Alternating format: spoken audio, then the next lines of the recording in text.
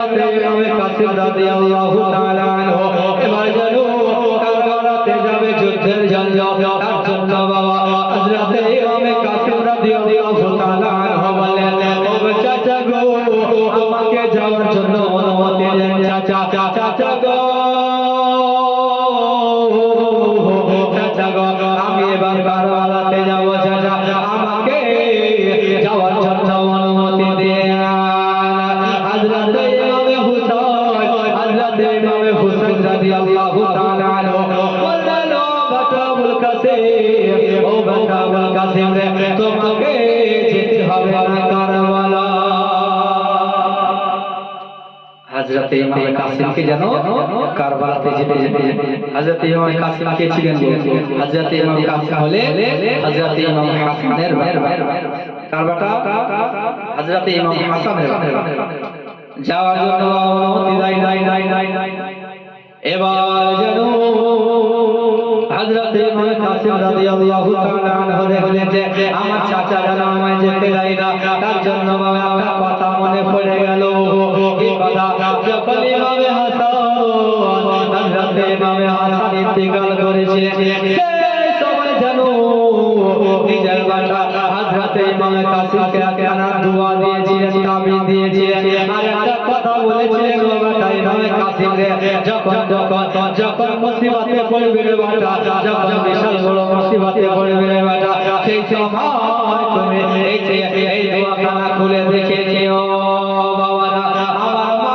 বলে তার জন্য কি করলো হযরত ইমাম কাসিম রাদিয়াল্লাহু তাআলা আনহু যেন মনে মনে ভাবলো যে চাইতে আর কোনো বড় মুসিবত হতে পারে না তার জন্য হযরত ইমাম কাসিম রাদিয়াল্লাহু তাআলা আনহু যেন সেই দোয়াখানা যেন বের করে দিলেন যেমন বাবা দোয়াখানা বের করে দোয়া সেই দোয়াতে লেখা আছে গো ওখানে দেখে ওই দোয়াখানা যেন দেখে বাবা হযরত ইমাম হুসাইন রাদিয়াল্লাহু তাআলা আনহু যেন কান্নায় ভেঙে পড়েছে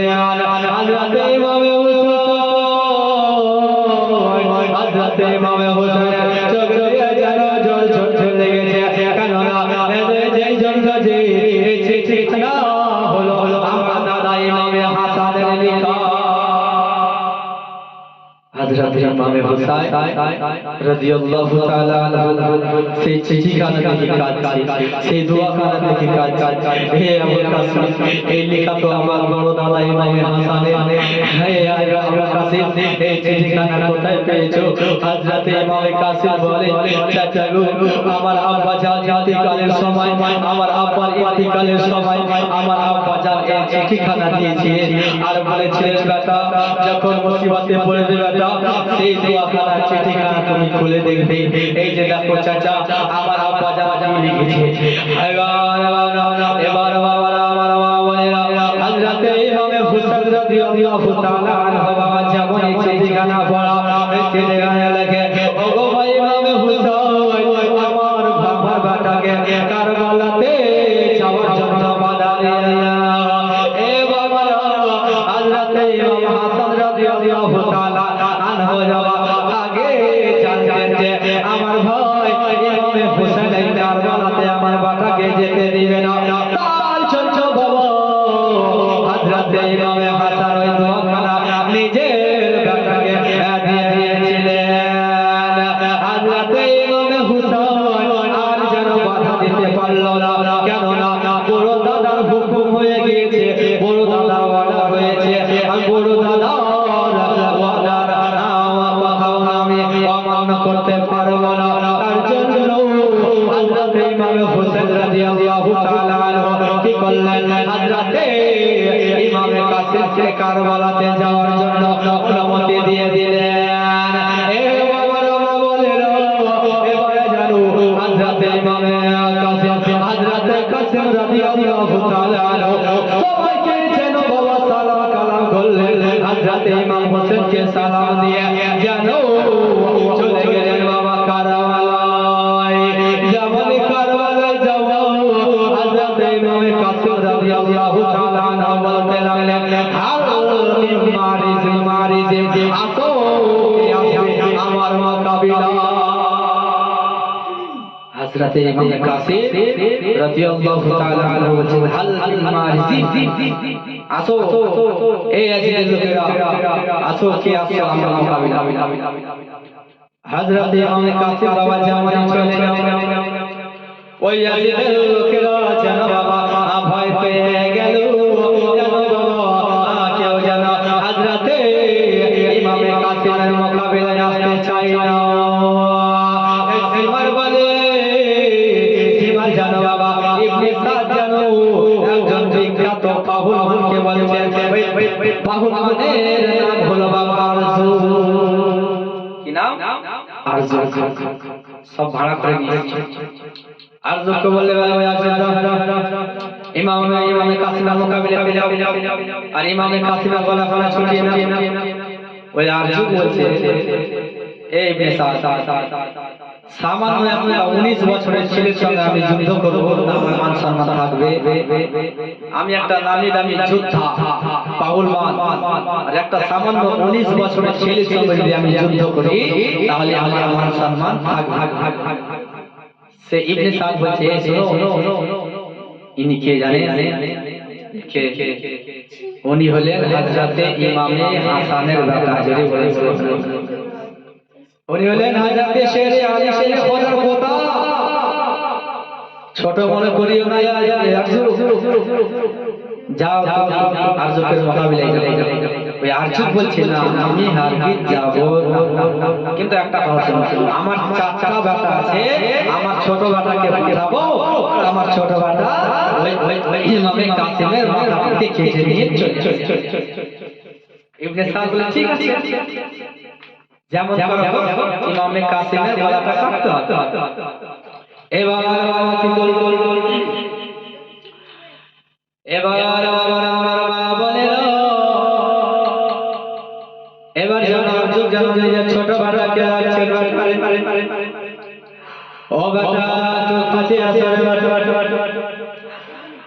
আরজু যেন বাবা নিজের ছোট বেটাকে বাবা আমার মা বলে এবার যেন কি করলো ওই আরজু যেন নিজের ছোট বেটাকে কাছে রাখলো বেটা রে যাও ইমামে কাসিমের মোকাবিলাতে যাও ইমামে কাসিমের গলা কেটে নাও আজকে দেখিয়ে দাও তুমি হলে একজন বিশাল বড় পাহুলমানের বেটা পাহুলমান ও বাবা আমার মা বোনেরা এবারে যেন ওই আরজুকের ছোট বেটা যেন ঘুরতে চলে গেল হযরত ইমামে কাসিমের মোকাবিলায় বাচ্চা বলে চলে যাব এবারে বাবা যেমন চলে যাওয়া হযরত ইমামে কাসিমের সঙ্গে যেন মোকাবিলা করতে লাগলো হযরত ইমামে কাসিম রাদিয়াল্লাহু তাআলা আনহু বাবা এমন করে তলোয়ার চালাচ্ছেন বাবা এক তলোয়ারে ওই ইয়াজিদের ওই আরজুকের বেটাকে যেন দুই খণ্ড করে দিয়েছে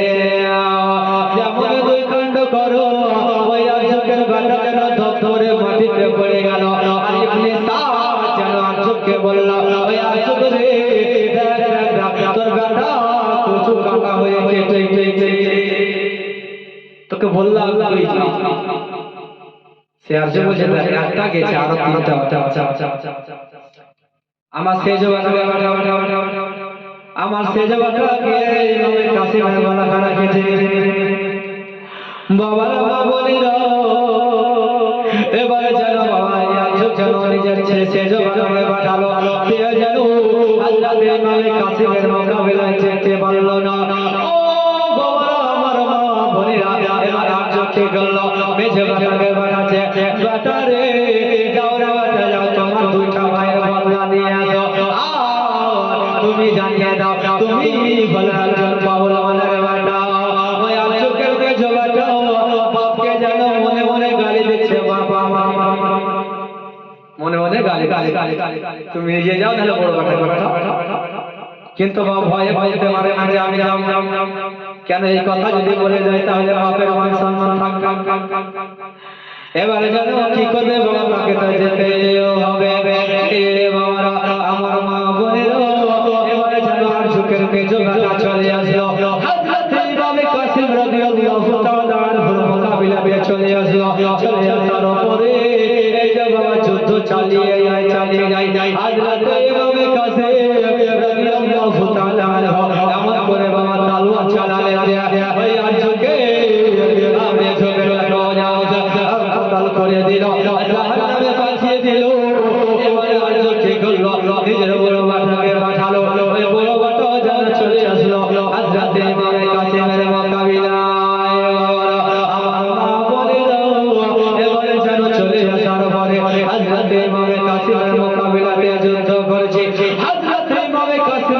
মোকাবিলায় যেন বাবা কেউ টিকতে পারে না, সবাইকে যেন কচি কাটা করে কেটে দিল।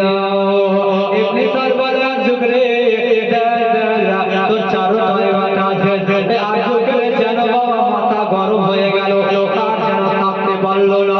আমার তিনটা নয় চারটায় বাটা, আমার চারটা বাটাকে শেষ করে দিয়েছি, আর আমি এখানে থাকবো না। তার জন্য আর কি করলো হযরতে ইমামে কাসিমের মোকাবিলায় চলে আসলো। ইমামে কাসিমের মোকাবিলায় চলে আসলো। এবারে যেন বাবা তলোয়ার চালিয়ে যায়, কিন্তু বাবা হযরতে ইমামে কাসিমকে যেন ফেলতে পারে না। হযরত ইমামে কাসিমকে কোনোমতে ফেলতে পারে না। হযরত ইমামে কাসিমও যেন তলোয়ার চালিয়ে যায়, আর যুগও যেন তলোয়ার চালিয়ে যায়। দুজন তলোয়ার চালিয়ে যাচ্ছে, কেউ কাউকে ফেলতে পারে। হযরত ইমামে কাসিম তিন দিন থেকে পেটে খাবার নাই, 3 দিন থেকে পেটে কোনো পানি নাই। এবার হযরত ইমামে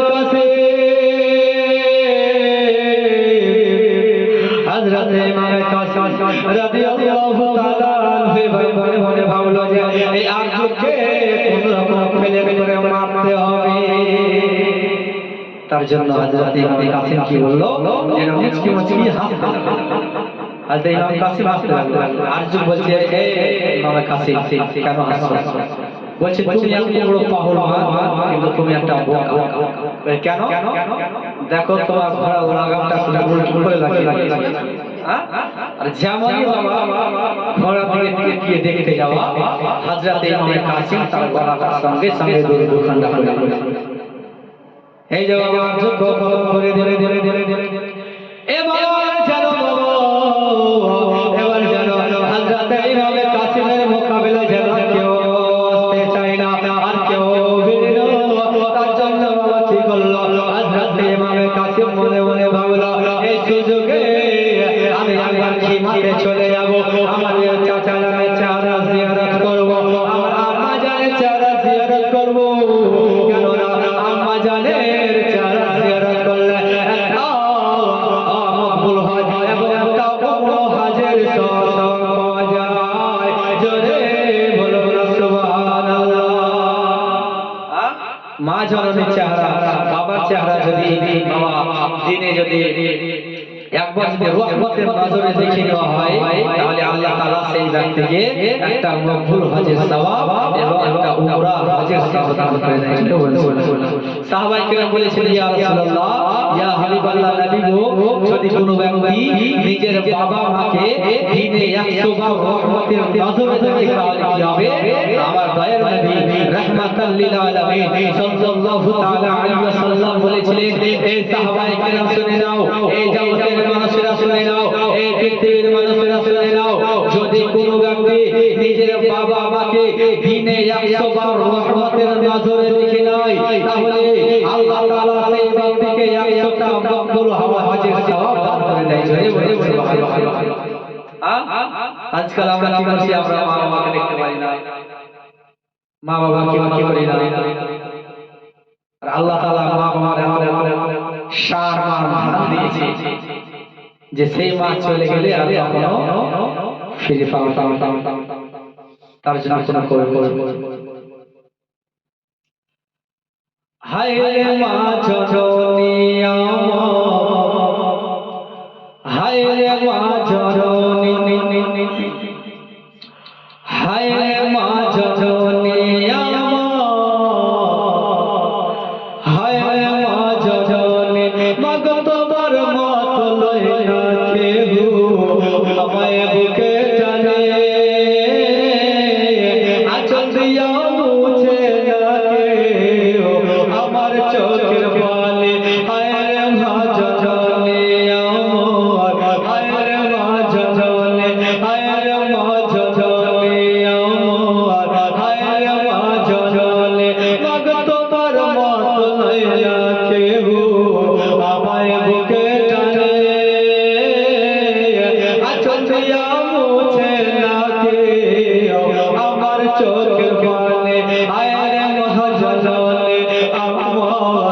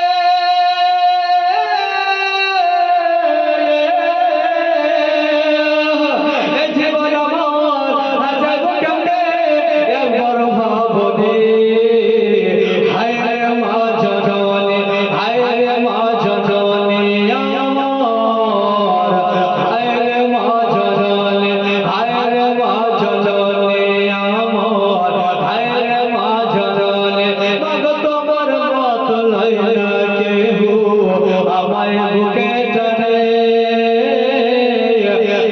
চোখ দিয়া মুছে না কেউ আমার চোখের পানি।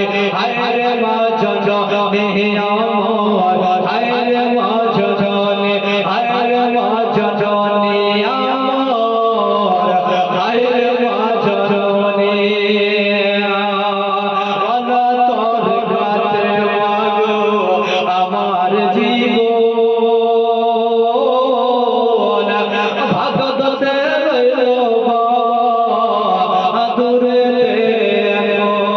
ঠিক কিনা বলে মা জননী, যদি বাবা মা জননী দুনিয়া থেকে বিদায় দেয় নাই, ও বাবা আমার মা বলে মা জননী যদি কবরে চলে যায়, মা জননী যদি বাবা দুনিয়া থেকে বিদায় হয়ে যায়, আর যদি বাবা যদি বাড়িতে থাকে, বাবা যান বেঁচে থাকে, তাহলে সে বাবা পেটের জন্য, সংসারের জন্য, ছেলে মেয়ের জন্য বিদেশে কাজে যায়। ও মা জননী, মা তুমিও চলে গিয়েছো, বাবাও চলে গিয়েছে গো। ও মা জননী, কেমন করে বাড়িতে থাকবো গো মা? ওই বাড়িতে যে আমাকে একটু ভালো লাগে না। ও মা জননী, আমার বাড়িতে মন ঠিক না গো মা। তুমি গেলে তো আমায় কেন নিয়ে গেলে না গো মা? ও মা জননী, আমার বাড়িতে ভালো লাগে না, ভালো লাগে না গো মা। তার জন্য আমাদেরকে আমাদের বাবা মায়ের খিদমত করতে হবে, আমাদেরকে আমাদের বাবা মায়ের খিদমত করতে হবে, বাবা মায়ের কথা তো আমাদের চলতে হবে। না হলে যদি বাবা মা যদি নারাজ হয়ে দুনিয়া থেকে বিদায় হয়ে যায়, তাহলে তুমি যতই নামাজির বেটা নামাজি হয়ে যাও না কেন, হাজের বেটা হাজি হয়ে যাও না কেন, তোমার কোনো কিছু এক দুনিয়াতে কাজে আসবে না, আখিরাতেও তোমার কিছু কাজে আসবে না। মা এমন যে মা যদি দুঃখ পেয়ে, সে মা যদি এই দুঃখ অবস্থায় ইন্তেকাল করে যায়, তাহলে তুমি সারা জীবন হজ না কেন, সারা জীবন নামাজ পড়ো না কেন, নামাজ পড়ে পড়ে মাথায় ঘাটটা ফেলে দাও না কেন, তোমার কোনো কিছু কবুল হবে না। তার জন্য আমাদেরকে মাতার খিদমত করতে হবে, আমাদেরকে আমাদের মা বাবাকে রাজি করতে হবে। তার জন্য কবি বলছে, চলে গেলা কোন জানাই আমায় নিলানা, পথে পড়া কান্দি মাগো লাই যে ঠিকানা, চলে গেলা কোন জানাই আমায় নিলানা, ধুলে পড়া কান্দি মাগো লাই যে ঠিকানা, রাস্তায় বসা কান্দি মাগো লাই যে ঠিকানা। এ জীবন আমার যাইব কেমনে,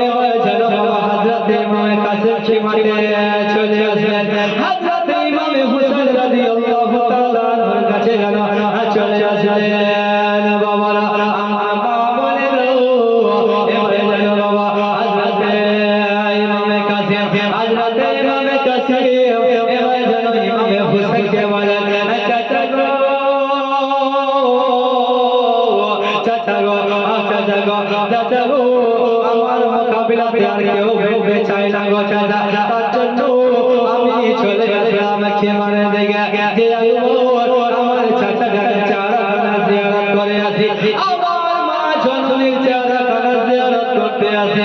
চাচা গো যদি আপনি এক গিলাস পানি দিতে পারতেন গো চাচা, চাচা গো চাচা গো, তাহলে আমি আপনাকে এই কারবালা যেতে দিতাম না গো চাচা, চাচা গো চাচা গো, আমি যদি এক পানি দিতে পারতেন গো চাচা, আমি ৫,০০০ শূন্যকে দুলাই মিশিয়ে দিতাম গো চাচা, আপনাকে কারবালায় যেতে দিব না। আল্লাহ তাআলা হুসাইন রাদিয়াল্লাহু তাআলা আনহু বললেন, ও বাবা আবুল কাসিম, ও বাবা আবুল কাসিম, এই পানির জন্য সবাই ছটছট ছটছট করে লিখি। ও আবুল কাসিম, এই পানির জন্য আমার ৬ মাসের শিশু শহীদ হয়ে গেল, আমার দুইটা ভাই ইমামে, আমার দুইটা ভাই মোহাম্মদ শহীদ হয়ে গেল, আমার ভাইরা শহীদ হয়ে গেল রে, আমি তোমায় পানি দিতে পারলাম না রে বেটা, ও বেটা রে, আমি তোমায় পানি দিতে পারলাম না। ও বেটা আবুল কাসিম, কিন্তু একটা কথা শুনে নাও রে বেটা, একটা কথা শুনে নাও রে বেটা, আমি দেখতে পাচ্ছি রে বেটা, কিছুক্ষণের মধ্যে তুমি হাউজে কাউসারে পানি পান করবে, জোরে বলো না সুবহানাল্লাহ। এ বেটা আবুল কাসিম, আমার দয়াল নবী রাহমাতুল্লাহ আলাইহি সাল্লাল্লাহু তাআলা আলাইহি ওয়াসাল্লাম হাউজে কাউসারের পানি নিয়ে দাঁড়িয়ে আছে রে। এ বেটা আবুল কাসিম, আমার নানা জান তোমার জন্য হাউজে কাউসারের পানি নিয়ে দাঁড়িয়ে আছে রে বেটা। ও বেটা আবুল কাসিম, তুমি কিছুক্ষণের মধ্যে আমার পানি পান করবে, আর কখনো তোমাকে পিয়াসা লাগবে না, জোরে বলো না সুবহানাল্লাহ। হযরতে ইমামে হুসাইন রাদিয়াল্লাহু তাআলা আনহু বলেন, আমি দেখতে পাচ্ছি আমার নানা জান তোমার জন্য হাউজে কাউসারের পানি নিয়ে দাঁড়িয়ে আছে বেটা, তুমি কিছুক্ষণের মধ্যে হাউজে কাউসারের পানি পান করবে, সেই পানি পান করে আর কোনো পিয়াসা লাগবে না। যাও বেটা, মায়ের কদম চুমে নাও, মায়ের চেহারা জিয়ারত করে নাও, কামিয়াবি হয়ে যাবে। বাবারা আমার মা বোনেরা, এবার কি করলো হযরতে ইমামে কাসিম রাদিয়াল্লাহু তাআলা আনহু মা জননীর চেহারা জিয়ারত করলেন, হযরতে ইমামে হুসাইনের চেহারা জিয়ারত করলেন, আবার চলে গেলেন কারবালায়, চলে কারবালায়, চলে গেল কারবালায়। এবার জানো বাবা, ইয়াজিদের লোকেরা জানো বাবা ছোট্ট করে একটা মিটিং করেছিল, কি মিটিং করেছিল যে হযরতে ইমামে কাসিমের মোকাবিলায় যদি এক করে যাও, তাহলে ইমামে কাসিমকে আমরা যুদ্ধ করে পারবো না। তার জন্য ইয়াজিদের লোকেরা কি করেছিল, তারা জানো কয়েক হাজার সৈন্য দিয়ে ইমামে কাসিমকে জানো চতুর্দিক দিয়ে ঘিরে নিল। ইমামে কাসিম রাদিয়াল্লাহু তাআলা আনহুকে জানো ঘিরে নেওয়া হলো। ও বাবারা আমার মা বোনেরা, হযরতে ইমামে কাসিমের মোকাবিলায় জানো তারা জানো কাছ থেকে মোকাবিলা করে না, দূর থেকে জানো বাবা তীর মারতে আরম্ভ করেছে। তারা জানো হযরতে ইমামে কাসিমকে তীর মারতে লেগেছে, হযরতে ইমামে কাসিমের শরীরে জানো বাবা তীর লাগতে লেগেছে। একা কানা নয়, হযরতে ইমামে কাসিমের শরীরে ২৭ খানা তীর লেগেছিল। এ বাবা ও মা বোনেরা, তিন দিন থেকে জবান খাওয়া শরীর, সেই শরীরে পানি নাই, আর সাতাশখানা তীর লেগে আছে, রক্ত যেন বাবা ছুঁয়ে যাচ্ছে। ও বোনেরা, এবার আপনারা বলেন সে কি আর ঘোড়াতে চেপে থাকতে পারবে রে বাবা? যদি আমাদের শরীরে যদি একখানা তীর লেগে যায় তাহলে আমরা ধুলাই করে গড়াগড়ি করবো। হযরত ইমামে কাসেমের শরীরে যেন বাবা 27খানা তীর লেগে আছে, সমস্ত রক্ত যেন ছুঁয়ে ছুঁয়ে পড়ে যাচ্ছে। হযরত ইমামে কাসেম রাদিয়াল্লাহু তাআলা আনহু আর যেন ঘোড়া চেপে পেতে পারলেন না।